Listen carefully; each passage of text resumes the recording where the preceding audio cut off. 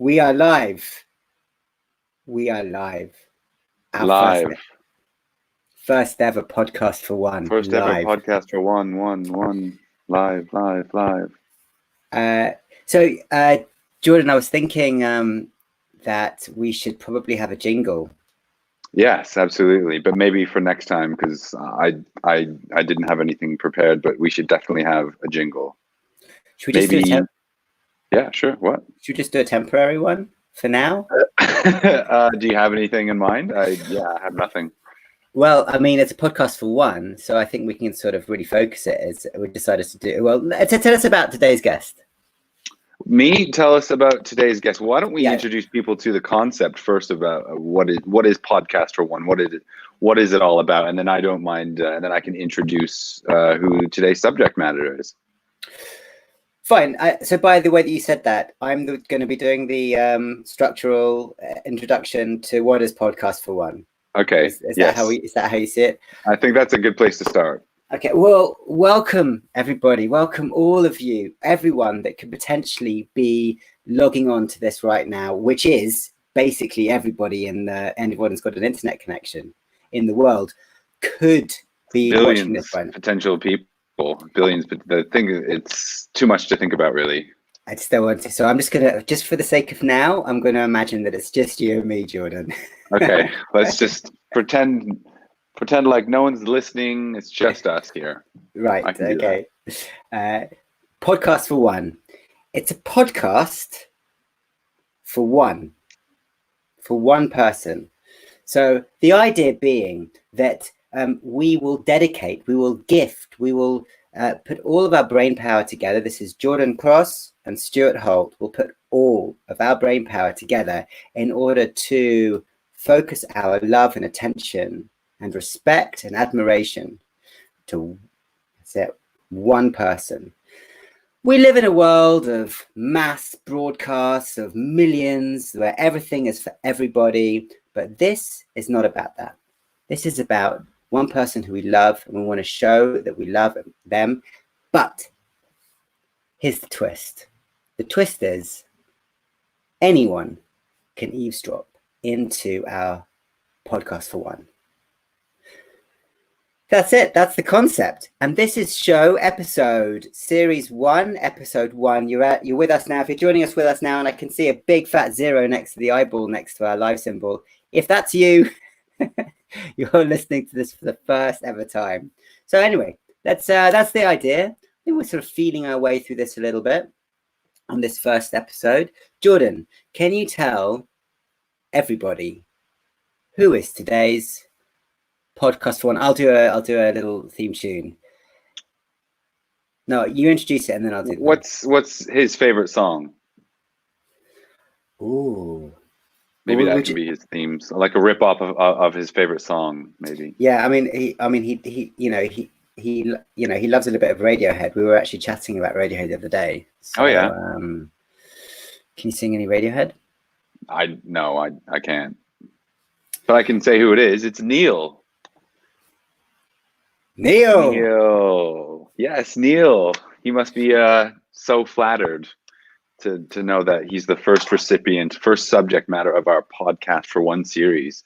And the reason we chose Neil, I thought it was important because, Neil is the unofficial first podcast for one recipient way back when we had this sort of crazy concept on a drunken night out, which really started as just a drunken phone call from you and I. But it's how we met. And I've known Neil for a long time. Obviously, I'm not as close with him as you are, but way back when, there's only, when you meet people, there's certain energy you get from them, a certain kindred spirit. And I definitely got it from Neil. And then obviously many years later when we met, I kind of got it from you. So there's just this special energy, I think, amongst friends that everybody can relate to. And that's where I think is an important place to start with our podcast for one, because I think it goes right to the core and right to the heart of what this program is all about. It's kind of like an origin story, isn't it? And just in listening to you talk there, Jordan, do you mind if we like talk about the format as well as we're going along, or should we do that like as a separate sort of entity? We do whatever we want. It's our podcast for one. So it's fucking our podcast for one. So like we're talking about Neil in the third person, which is quite difficult because like it's an abstract Neil. Like does Neil exist? But maybe it's easier for like, hey Neil, just Jordan and I making a podcast for one. Do you know what I mean? Like more like we're just sending him a podcast as like a voicemail podcast, but for Neil. But what about for all the other people that are supposed to tune into this? Fuck 'em. Okay. Well, they might not find that as interesting. I don't know. Oh yeah, that's true. It's a good point. Yeah. What Neil already knows how great he is, right? He is Neil, so yeah. Well, maybe that's our first question. If anyone wants to write, you can write in the post comment box. Let us know. Do you prefer us to be talking about Neil as a third person, or is it to Neil and that you're eavesdropping? Oh, hang on. I seem to have a private message coming through here. Third person all the way. Right. There you go. Let's start from the beginning, Stuart. So how did you and Neil meet, and what attracted you guys to each other in the first place? Tell us a little bit about that story. I remember it as if it was 25 years ago or more. I remember the first time I saw Neil's bum. It was when I was next door to his house with my friend Andrew Raya, and they had a connecting fence wall, and Neil didn't go round the sort of designated adult way, which would have been out the front door, down the stairs, turn right, then turn right again, then ring the doorbell, and then through the garden, and then into the house, which is Andrew's house. No, he didn't do it that way. Neil jumped over the wall, and there he was, right there. And Andrew said, "This is my neighbor, Neil." And I don't think much of it because, like, I come from a long line of people who also have neighbors. So just the fact that, you know, there was a neighbor, that itself was not what was great. But very, very quickly, I found Neil to be a very talented young man, very talented, very musical, very, you know, one of these people that just trying a thing and they're quite good at it, you know, kind of a bit annoying, just sort of coordinated. Was it like friends at first sight? Did it happen right away, or did it take some time to become friends? Or I think it's more just like relentless time. We've just known each other since, I mean, I think I was significantly a virgin for a long time, having already known Neil. I'm not trying to suggest... How old were you when you met? I mean, we're talking, what, 12, 13 years old? Yeah, something like that. Okay. Yeah. So pre-pubescent teens. Basically. Oh, no, I wasn't early. I was, I would say cuspy. Yeah, just the cusp pubescent teens. Yeah. And what were your first impressions of Neil? Do you remember? Like, what did he look like? How did he carry himself? What makes Neil different from other people? God, it's very culty when you do it like that, isn't it? Yeah, he was always kind of just a bit of a, like, he had long hair, he played guitar, still does, and sort of very sort of wise soul. I mean, he's always wise, and one of the things that I like about Neil and that I like about people that I like generally is there's sort of like this constant about them. Just sort of, you know, he's just dependable, has a very very grounded person, and it doesn't sort of wave around too much and get, you know, he's been through some tough times that I know about, but he stayed, from the outside at least, and you never really know, very solid, dependable person, which is a good thing to have in a friend. Great. Now, if I may ask you the same question. How did I meet Neil? Yeah. Well, it's a good question, and it's a great story as well. So This is probably going back, I would say 6 years ago, perhaps, maybe even 7 or 8, maybe even 8. It's probably like 2012 or 13. I didn't know it yet, but Neil would actually go on. Meeting Neil, I can kind of trace it back to being a big sort of moment in my life, because if I didn't meet Neil, then I wouldn't have met you. So I do look back at these things on being my meeting with Neil was actually quite fateful. I was living in London at the time, and we were both sort of volunteering our services on a documentary film about butterflies. Now that's sort of a long story, but for those who don't know Neil, he's a very talented director of photography, cameraman, and I was helping to produce this documentary, and we were going down to Dorset one weekend to film at a butterfly farm, a beautiful butterfly farm. And I hadn't met Neil yet, but it was my job to go and pick him up with all of the gear at his house in London, and then take the long drive down to Dorset, which is about 3 or 4. It was about maybe a 4 or even 5 hour journey outside of London. It was pretty long, and I picked him up on a Friday morning, and I think we just hit it off immediately. And I told him about some of the projects I was working on, and sort of learned a little bit about him. And we were both sort of connected, I guess, within the same world. And yeah, just immediately just felt at ease in his presence. And, he's just a really funny guy. So we just kind of hit it off immediately. And I'm pretty sure immediately he told me about you, because I had a sort of, we had similar film projects on at the same time. And it wasn't until all these years later that when I finally met you that I kind of put these two conversations, I put kind of 2 and 2 together. But that's how I met Neil, and we spent the weekend filming butterflies together in this sort of beautiful butterfly environment down in Devon or Dorset, wherever I said. My goodness! And sorry, what were the butterflies? Why were you filming? They were the subject of this documentary, so we went to a butterfly farm together. Yeah. Wow. Yeah. And I was just sort of carrying around all his, the place itself was pretty magical, but that's besides the point. But I was kind of carrying around his gear and kind of moving around him, and we just got to know each other really well one weekend. So I'm getting the feeling that there's a kindred spirit sort of thing going on between you and Neil, and is that right? Would you call it kindred spirit? Yeah, I suppose so. Yeah, he's someone I instantly connected with and felt at ease with. We have a similar sense of humor, and you can kind of just joke around. You don't take yourself too seriously. I think that's the kind of thing, and I think that's pretty rare, actually. I think to find that in another person, there's not many people that I just feel instantly just at ease and connected with, and Neil is definitely one of those.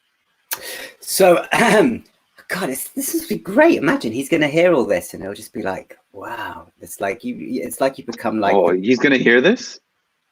I hope not. I don't want to know how I really feel about him.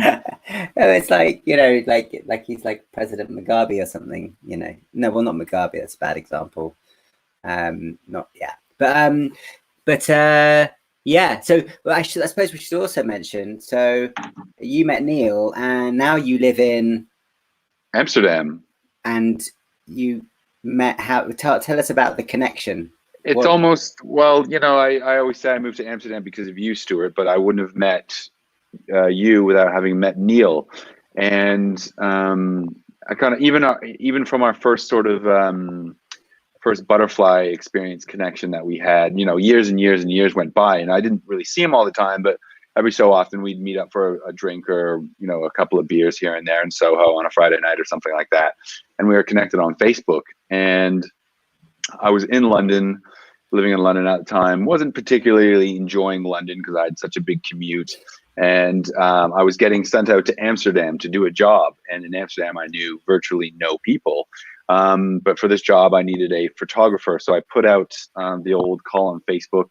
Hello, need a photographer in Amsterdam. Does anybody know anyone or have any names? And then Neil wrote in the message response box, contact Stuart HOlt. And I contacted Stuart, and he was available for the job. And, when we met that morning of the shoot, I think, again, it was just like this instant connection where, just laughing and sharing a lot of information and just connecting really well. And oh, come on, you were just taken by my back feet. I did like the back feet, and to the people that aren't based in the Netherlands, a back feet is a very large. It's basically a bicycle with a big box on the front that you can transport either children or equipment in. Cargo bike. And a cargo bike. And yeah, I did really find yours quite impressive, I have to say. But yeah, it was just that interesting sort of twist of fate where I met him and then I met you, and it's all good and positive energy. And I think you had just moved to Amsterdam a year or two previous to that, so you were also kind of a new guy in town. But you really encouraged me to do so, and I think that was really nice. And you kind of showed me another side of Amsterdam that someone just passing through wouldn't have got to see, and it really helped me fall in love with the city and really solidify the thought that I actually want to move to this place, rather than just being a sort of a passing thing. So I sort of, I connect all those things back to meeting Neil all those years ago. Yeah, it's amazing how you can do that. And just to give some context, now you are well nested in Amsterdam with your own house, your own setup, and that's all thanks to the butterflies. Basically, Neil, really. I really owe it all to Neil, but butterflies as well. Yeah, I know. I think we're both, what's nice about that story is we're both just like helping a mate out to make a film and sort of realize a dream. And Neil actually didn't even know our mutual friend that well, but he was sort of recommended through a friend of a friend. And that's just kind of how nice he is, that he didn't even know this person, but we both sort of volunteered our time to go down and do this thing. And, it ended up being a really positive experience. So so that's Neil. And now I just want to also mention the fact that today is the 6th of April. The reason I started is because we have been under quarantine now for 18 days, 19? Something like that. I really don't know what day it is. I've sort of lost track of time. I think now we're in week 4. This is 4 of official sort of wow, really? Jesus. Yeah, week 4 we are. I mean, for me, time is absolutely flying. I can't believe how time fast is going. Yeah. Yeah. So we are in quarantine. We're in lockdown. It's coronavirus sort of around like we hope plateau stage, where in Holland anyway things are not getting. I'm in the middle of a live broadcast.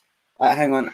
Can you hold the audience? You keep them going. I've got to open the door. Sure, I'll start juggling or something. Yeah. Do that. Can you juggle? Hang on. Okay, bye. Oh yeah, of course.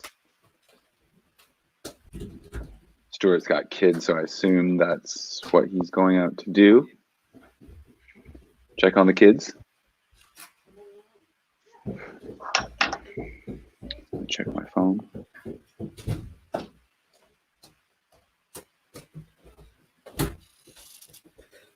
What did you tell them?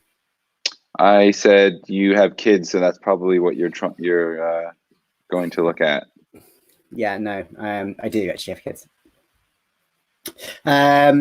Yes, so we're in lockdown, and I think just there is something about where we find ourselves in technology, how there are people. It's all about isolation. It's all about. I think I want to go back to the original thing. What is Podcast for One?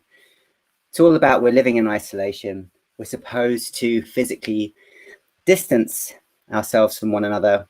But at the same time, we're seeing that technology, for good or bad, allows you to connect with others in amazingly new ways.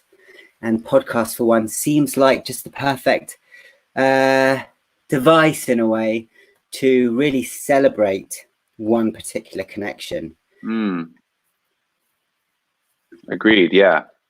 I think I'd have to re-listen to the original one and just. Do you have it still? The original one? I think. I'm not sure we hit. I don't know. How do you think we did today? Did we hit the same marks and same tones as we did? I remember the other one had some alcohol involved. So yeah, I don't know. I think that we should probably do it. I think that we shouldn't. I think we did hit the mark, not because it's not as funny, if I may say so. Yeah. But we want to do a shit one first, and Neil, we're allowed to do a shit one because he had a really good one. Yeah, exactly. We had a really good. So let's do another one with alcohol and see if we always need to have alcohol there. Yeah. Okay. Sure. We'll do one tonight or tomorrow night. Let's do it tonight if you're up for it. Yeah. And now for the jingle. I'm going to do the first bit and you do the second bit, okay? Ready? Well, we should actually make some music or have Aaron to do some music for us or something like that. No? For sure we should do it professionally, but now I'm just saying let's do one now, okay? You're going to go. Boop, boop, boop.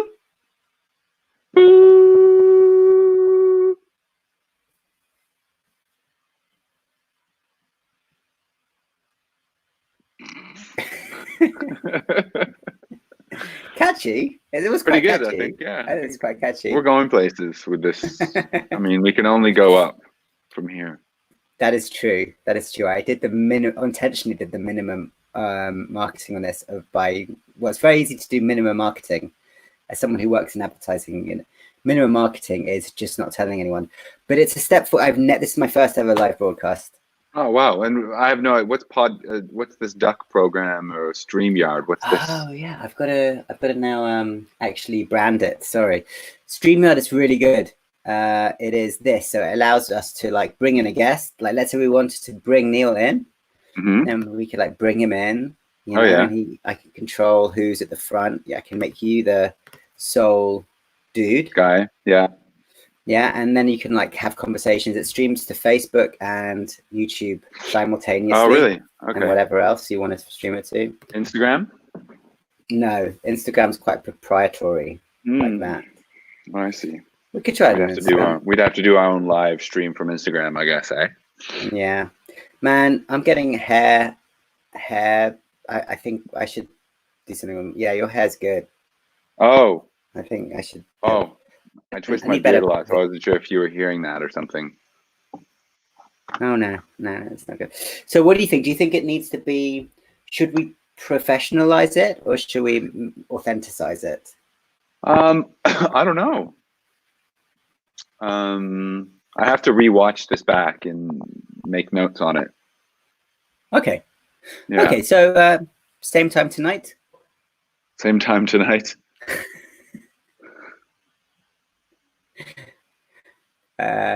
Okay, well, this is Jordan Cross and Stuart HOlt.